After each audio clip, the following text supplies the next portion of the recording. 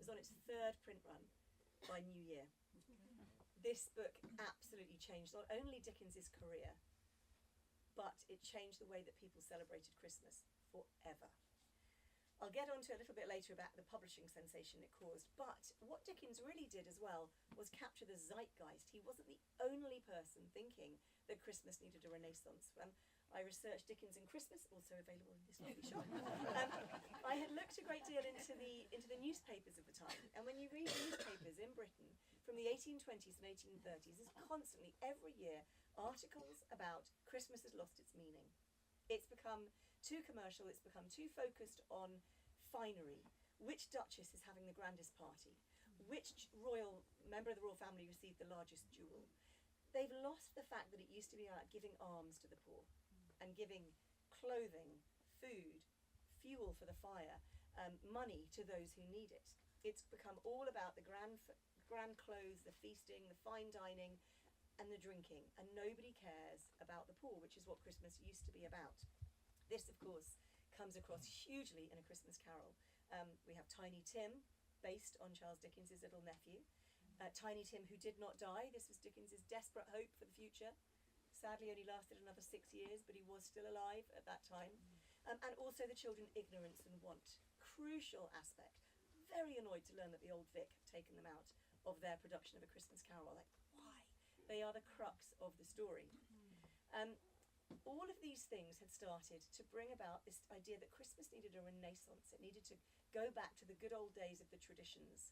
And other things were starting to happen. So in exactly the same year, December 1843, that A Christmas Carol came out, by pure coincidence, a busy civil servant named Henry Cole had commissioned an artist friend to draw a Christmas card, because he just simply didn't have time to write letters to everybody he wanted to, and Christmas letters were expected.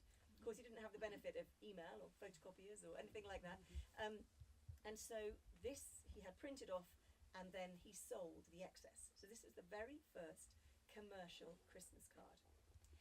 1843, exactly the same year as A Christmas Carol. It wasn't a great success, by the way, they were too expensive, but instantly began a new trade in Christmas cards. And then you have the Christmas cracker. A couple of years later, there was a baker in London called Tom Smith who went off to Paris, and he saw these little bonbons sold in paper that crackled, and he thought, that would be quite fun for a Christmas thing.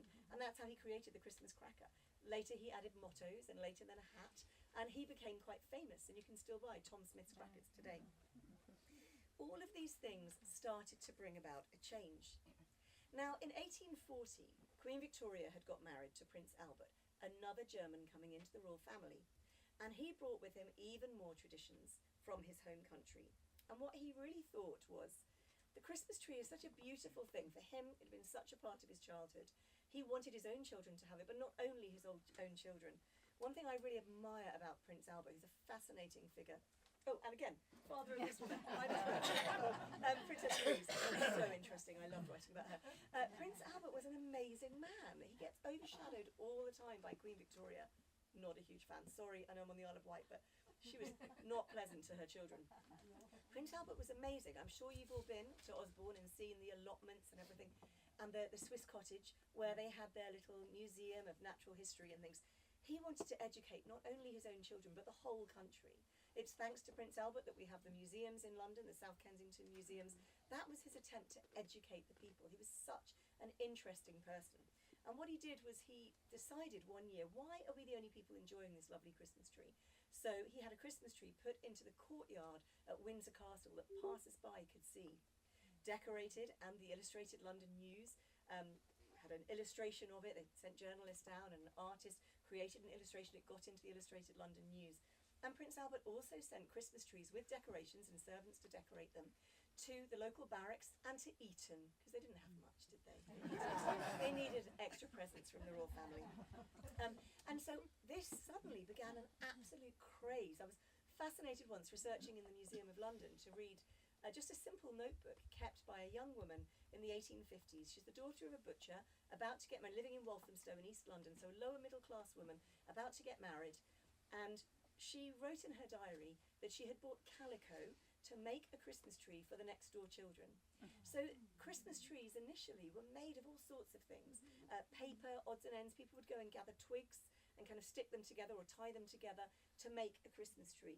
The idea of bringing a whole tree into the house was a much more privileged thing and perhaps a more 20th century thing, except for the very, very wealthy. When the Illustrated London News article came out, more of Prince Albert's ideas also started to be talked about, and more, ever since 1843, Dickens's ideas had also started to be talked about. And there was this huge change in how people in general celebrated Christmas. Although it wasn't until the year of Dickens's death, 1870, that the Bank Holidays Act would be passed, making Christmas in England and Wales a bank holiday. And before that time, because of Scrooge's treatment of Bob Cratchit, and actually, we now know Scrooge was actually quite nice letting him have the day off. He complains about it, calls it having his pocket pinched every 25th of December, but most people, in real life, the Cratchits would not have all been enjoying Christmas together. Cratchit would have been working in the counting house, Martha would almost certainly not have been home, but it makes a much better story that they're allowed their time off. And so Bob Cratchit's really, really helped to set the kind of template for employers around the country to go, oh, well, okay, maybe we better give our workers a day off from the factory. Of course, if you were a domestic servant, you did not get Christmas Day off because your job was to make the people you worked for have the best Christmas ever. We see that with Nephew Fred's party, the maid who answers the door to Scrooge. That, of course, is why we have Boxing Day in this country. Boxing Day, the Christmas box, the present, the box of money or clothing or food or whatever that was given to servants on their day off. It's why we also traditionally have kind of cold leftovers on Boxing Day, because God forbid anyone would have to work out how to fire the range up and cook their own food when their servants are around.